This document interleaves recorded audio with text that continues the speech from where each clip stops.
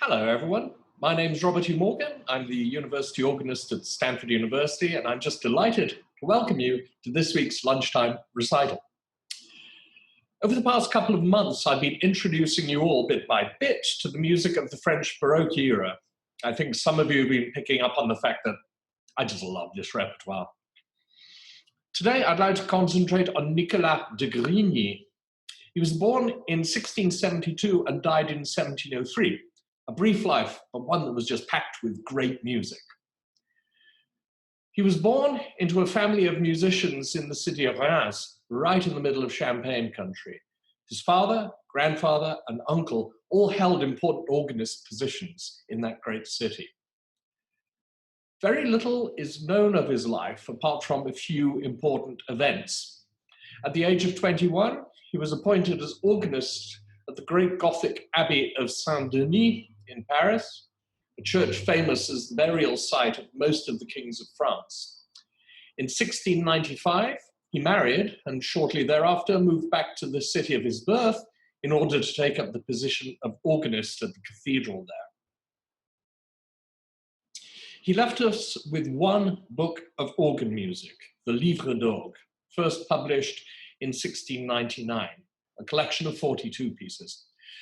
A second edition followed in 1711, some 8 years after his death, and was circulated quite widely. Indeed, we know that Johann Sebastian Bach had it in his possession for a while. He copied it out in his own hand, and it certainly had an influence on him. Within this Livre d'Orgue lies an organ mass. This is a work in what we call alternatum structure. So within the liturgy, the organ would play a piece based on the plain song to be sung, then a choir would sing the second verse of the plain song, then again the organ would play a piece based on the third verse, and so it goes, always in alternation.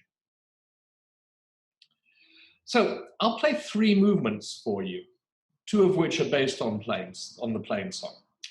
In the first movement, the plain song melody is in the tenor on different stops to the other voices, so you'll hear it in longer note values.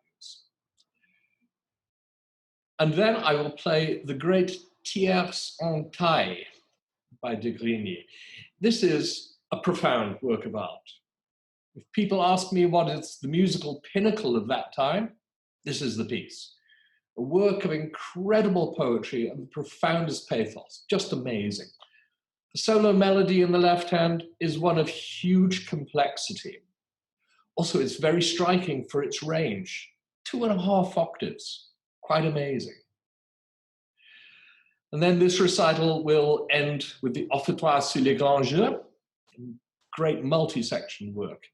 Begins with a rather stately feel to it. However, it whips itself up into quite a frenzy. The ending is just remarkable.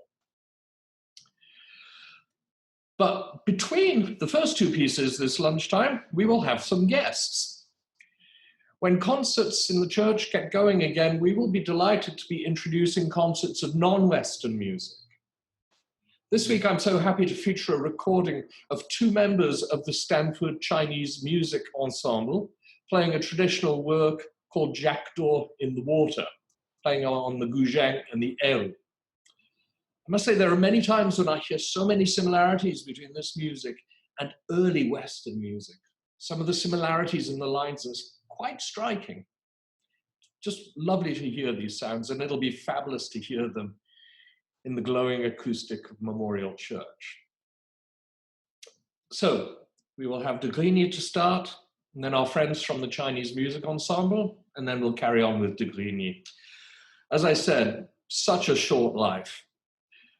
But as I mentioned a couple of weeks ago, in respect to Jean Alain, and as we say in respect to Mozart, if only he had lived longer, what more incredible repertoire would we have?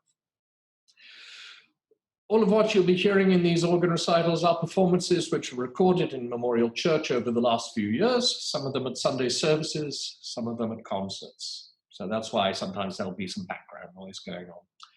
I hope you'll enjoy this great music. I hope you'll enjoy this wonderful mix of music today. Thanks so much for listening. Be well, take care, and stay healthy.